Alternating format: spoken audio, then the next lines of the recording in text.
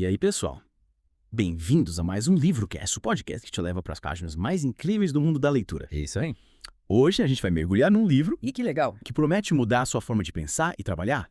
A arte de fazer o dobro do trabalho na metade do tempo, do Jeff Sutherland, um dos criadores do método Scrum. Preparado para ter a sua produtividade turbinada. Nossa, com certeza. E você, ouvinte, está pronto para desvendar os segredos por trás dessa arte. É uma arte, né? Eu confesso que quando eu peguei esse livro, fiquei pensando, será que isso funciona mesmo? Dobrar minha produção na metade do tempo? A gente sempre fica na dúvida, né? Mas a gente vai desvendar tudo isso juntos. Isso aí. Com a ajuda da Nicole, nossa especialista em quase tudo. A Nicole é fera em métodos ágeis. Ah, que isso. Então preparem-se para uma conversa cheia de insights e dicas práticas. Show. E já de cara, o Sutherland nos joga no cenário que, vamos combinar, é de tirar o sono de qualquer um. O FBI no início dos anos 2000. O livro começa com essa história, né? Intrigante do FBI completamente atolado em burocracia. Sistemas ultrapassados, incapazes de conectar informações cruciais. E isso antes do 11 de setembro. Nossa. Imagina só, você com a informação na sua mão, mas preso num sistema que te impede de agir. Ele ia arrepiar. Uhum. E o mais chocante é que, segundo a arte, essa ineficiência pode ter contribuído para que o FBI não conseguisse conectar os pontos antes da tragédia. Ou seja, até as instituições mais poderosas podem cair na armadilha de processos ruins. E é aí que o Scrum entra em cena, como uma possível solução. Exatamente. O Scrum mostra que ter mais dinheiro ou a tecnologia mais avançada nem sempre é a resposta. A chave está a repensar a forma como as coisas são feitas, como os times se organizam, como as informações fluem. E o Sutherland sabe bem disso, afinal a história dele é para lá de inusitada. Piloto de combate no Vietnã. É mesmo. Quem diria que a experiência em um cockpit moldaria um método revolucionário para o mundo dos negócios, né? Pois é. E a arte faz um paralelo incrível entre as situações de vida ou morte que ele enfrentava no Vietnã e os desafios do mundo corporativo. A pressão. A necessidade de tomar decisões rápidas. E, principalmente, a importância de um time coeso e eficiente. Verdade. E nesse ponto ele critica o famoso método em cascata, aquele que planeja tudo nos mínimos detalhes antes de começar. Nossa, sim. É como construir uma casa, né? Seguindo um projeto rígido, sem levar em conta as mudanças que podem surgir no caminho. Sei. É como se ignorasse a chuva ou o vento, a falta de algum material. No fim, a chance da casa desabar é enorme, né? Total. E no livro ele conta que a grande sacada por Scrum veio, acredite ou não, de um robô. Legal. Um robô que aprendia a andar a cada tentativa, se adaptando ao ambiente sem precisar de um banco de dados prévio. O Sutherland viu nesse robô um espelho de como equipes de alta performance poderiam funcionar. Essa analogia é genial, né? Imagina só, times aprendendo e se adaptando constantemente, sem ficarem presos a planos engessados. Essa é a essência do Scrum. Ciclos curtos de trabalho, feedback constante, Uau. foco total na entrega de valor. E lembra daquela vez que a gente se afogou em tarefas e projetos inacabados? Como esquecer? A gente queria abraçar o mundo, fazer tudo ao mesmo tempo. E o resultado? Um monte de coisa pela metade e uma baita frustração. Pois é. E a arte de fazer dobro do trabalho na metade do tempo desmistifica esse mito da multitarefa. O Sutherland mostra com clareza. Alternar entre várias tarefas ao mesmo tempo diminui e muito a sua produtividade e a qualidade do trabalho. A gente sente isso na pele, né? É como tentar cozinhar, responder mensagens e assistir um filme tudo ao mesmo tempo. Nossa! No fim, você não faz nada direito e ainda fica estressado. Foco é a palavra-chave, como o livro reforça Souza. Sem dúvida. E para manter esse foco, o Scrum usa uma ferramenta que, confesso, achei bem curiosa. O porquê do planejamento. Pouco do planejamento. Já imaginou usar cartas de baralho com a sequência de Fibonacci para estimar o tempo das tarefas? Sério? Que mistura inusitada. Mas, pelo visto, funciona, né? Até pelo menos é o que o Sutherland defende no livro. Ele explica que essa técnica, além de divertida, ajuda a engajar o time no planejamento. E garante que as estimativas de tempo sejam mais realistas. Afinal, ninguém quer começar um projeto com a sensação de que está carregando o mundo nas costas, né? Verdade. E para garantir que o time esteja sempre no caminho certo, a arte destaca a importância do dono do produto. Essa figura meio que guia o processo, definindo o que precisa ser feito e com foco total em entregar valor para o cliente. É como um maestro, né? Que conduz a orquestra para criar uma sinfonia impecável. Tá, entendi. Ele tem a visão do todo, mas deixa o time livre para tocar cada instrumento da melhor forma possível. Faz sentido. Mas E aí, o Scrum só funciona para empresas de tecnologia ou será que essa arte pode ser aplicada em outras áreas? Olha, essa é uma das partes mais fascinantes de a arte de fazer o dobro do trabalho na metade do tempo. Ah, O Sutherland mostra que o Scrum pode ser usado em áreas que a gente nem imagina. Tipo, educação. E até no combate à pobreza. sério. Eu confesso que fiquei surpreso quando li sobre isso. Imagina só, usar um método ágil para ensinar química ou para levar medicamentos a comunidades remotas. Me conta mais sobre esses exemplos. Então, o livro traz a história inspiradora de uma escola na Holanda, a Schrum, Ashram.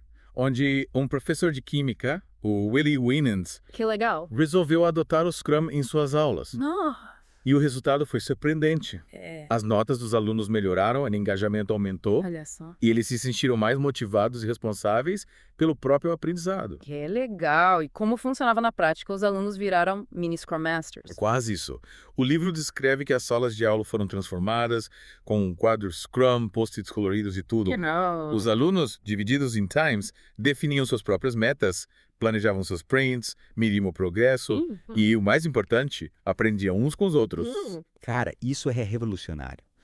Transformar a sala de aula num ambiente colaborativo onde os alunos são protagonistas do seu aprendizado. Sabe, isso me faz pensar na minha época de escola. É. Era tudo tão engessado, o professor falando e a gente só anotando. Pois é. E a arte mostra que, além do desempenho acadêmico, o Scrum também ajudou os alunos a desenvolverem habilidades essenciais para o século XXI. Colaboração, comunicação, autogestão e resolução de problemas. Habilidades que, convenhamos, são muito mais importantes do que decorar fórmulas. Com certeza. E esse exemplo da escola na Holanda mostra que o Scrum tem um potencial enorme para transformar a educação. Imagina o impacto que isso poderia ter no futuro dos nossos jovens, né? É realmente animador. E o livro não para por aí. Não. O Sutherland também nos leva para Uganda, para mostrar como o Scrum está sendo usado no combate à pobreza, Nossa. especificamente na área da saúde. A organização Village Reach, Village Reach. em parceria com o governo de Uganda, treinou agentes de saúde para usarem o Scrum na gestão de medicamentos, na coleta de dados e no planejamento de visitas às comunidades. Ou seja, o Scrum saiu das empresas de tecnologia e foi parar em comunidades remotas da África. Que incrível. E qual foi o impacto disso? Segundo a arte, o uso do Scrum gerou resultados impressionantes. Redução da falta de medicamentos, aumento da cobertura vacinal Olha só. e uma melhora significativa na saúde da população. Caramba. É um exemplo poderoso de como o Scrum pode ser usado para gerar impacto social real, mesmo em contextos desafiadores e com recursos limitados. É de tirar o chapéu. O Scrum ajudando a salvar vidas em Uganda. E a gente pensando que era só para criar softwares mais rápido. Mas me diz uma coisa. Será que esse método também funciona num ambiente, digamos, mais tradicional? Tipo, no governo? Essa é uma pergunta interessante. E, acredite ou não, Sutherland também aborda essa questão em arte. Ele mostra que alguns governos ao redor do mundo estão, sim, experimentando o Scrum Certo. para se tornarem mais ágeis e eficientes. E, principalmente, mais responsivos às necessidades dos cidadãos. Governos usando o Scrum. Me dá um exemplo aí. O livro cita o caso do estado de Washington, nos Estados Unidos, que usou o Scrum para reformular seu sistema de licenciamento de veículos. Legal. O processo, que antes era um pesadelo burocrático, É. se tornou mais simples, rápido e transparente. Olha só. Imagina a gente poder resolver as coisas com o governo de forma mais rápida e fácil. Seria um sonho, né? Com certeza. E o Sutherland também mencionou o caso da Islândia, Da Islândia. que após a crise financeira de 2008, decidiu usar o Scrum para criar uma nova constituição, Uma nova constituição. de forma colaborativa e transparente com a participação direta da população. Caramba. Criar uma constituição usando o Scrum. Isso é que é pensar fora da caixa. E a arte nos leva ainda mais longe. O Sutherland, no final do livro, nos convida a imaginar um futuro onde o Scrum se torna a forma predominante de trabalhar. Não só em empresas, mas em todas as áreas da vida. Exatamente. Um futuro onde a colaboração, a adaptação, a busca por valor e a entrega constante de resultados se tornam os pilares da nossa sociedade. Um futuro onde o trabalho é mais significativo, gratificante e, por que não, mais divertido. Puxa, depois de ouvir tudo isso, confesso que fiquei com vontade de experimentar um Scrum na minha vida. E o Sutherland dá um passo a passo de como fazer isso. Sim, e essa é a cereja do bolo. A arte de fazer o dobro do trabalho na metade do tempo não fica só na teoria. Ele te dá um guia prático para você começar a usar o Scrum. Legal. Seja no trabalho, nos estudos ou até mesmo em projetos pessoais. Que demais. Mas antes de a gente desvendar esse guia, vamos fazer uma pausa para assimilar tudo que aprendemos até aqui. Voltamos já. Estamos de volta para a reta final do nosso mergulho no mundo Scrum. A gente viu como esse método pode ser aplicado em diversas áreas, desde empresas de tecnologia até escolas e projetos sociais. Mas agora a pergunta que fica é: como colocar tudo isso em prática? E aqui que a arte de fazer o dobro do trabalho na metade do tempo brilha de verdade. O Sutherland nos presenteia com um guia prático, um passo a passo para você implementar o Scrum na sua vida. E por onde a gente começa? Qual é o primeiro passo para se tornar um mestre Scrum? O primeiro passo, segundo Sutherland, é criar o famoso backlog do produto. É como uma lista de desejos do projeto, com todas as funcionalidades, tarefas e objetivos que precisam ser realizados. Entendi. É tipo um checklist gigante, mas com um nome mais sofisticado, né? Exatamente.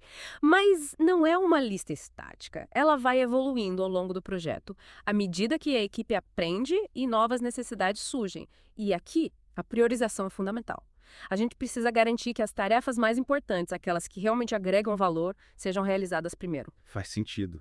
É como na nossa lista de tarefas do dia a dia, né? A gente sempre tenta resolver as coisas mais urgentes e importantes primeiro. Perfeito. E no Scrum, a gente divide o projeto em sprints, que são esses ciclos curtos de trabalho, geralmente de 1 a 4 semanas. É como se a gente fatiasse o projeto em mini-projetos, com metas claras e entregas frequentes. Esses sprints me lembram um pouco as metas que a gente define para a semana, né?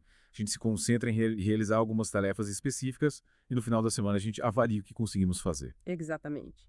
E durante os sprints, o livro destaca a importância das reuniões diárias. Um momento para o time se reunir, alinhar as atividades e identificar possíveis obstáculos. Mas calma, não precisa se desesperar com a ideia de mais reuniões. Elas são curtinhas, no máximo 15 minutos, e ajudam a manter o time sincronizado e focado. Reuniões rápidas e eficientes, gostei. Acho que isso ia ajudar a evitar aquelas reuniões intermináveis que a gente costuma ter, onde todo mundo se perde e nada se resolve. Com certeza. E no final de cada sprint tem a revisão do sprint, onde a equipe apresenta o que foi realizado, recebe feedback e planeja o próximo sprint. É como um momento de celebração e aprendizado. E a gente aproveita para comemorar as vitórias e aprender com os erros, né? Exatamente. E para fechar o ciclo, tem a retrospectiva do sprint, onde a equipe se reúne para refletir sobre o que funcionou bem, o que pode ser melhorado, e como trabalhar de forma mais eficiente no próximo sprint. É um momento de autocrítica e de busca por aprimoramento constante. Puxa, depois dessa imersão no mundo Scrum, confesso que fiquei impressionado. É muito mais do que um método. É uma nova forma de pensar o trabalho, de se organizar e de buscar excelência. E o Sutherland consegue transmitir essa mensagem de forma clara e inspiradora em A Arte de Fazer o Dobro do Trabalho na Metade do Tempo. Concordo plenamente. O Scrum nos empodera a assumir o controle da nossa produtividade, a trabalhar em equipe de forma mais eficiente e principalmente a entregar resultados que realmente importam. E para quem nos acompanhou até aqui, fica o convite. Experimentem o Scrum. Adaptem o método à sua realidade, seja em trabalhos, os estudos ou em projetos pessoais. Tenho certeza que vocês vão se surpreender com os resultados. E lembrem-se, o Scrum é sobre colaboração, adaptação e busca por valor. Então não tenham medo de errar, de experimentar e de aprender com cada sprint. É isso aí. Chegamos ao fim do nosso mergulho profundo no Scrum, mas a jornada continua. E que seus sprints sejam repletos de sucesso e aprendizado. Até a próxima, pessoal.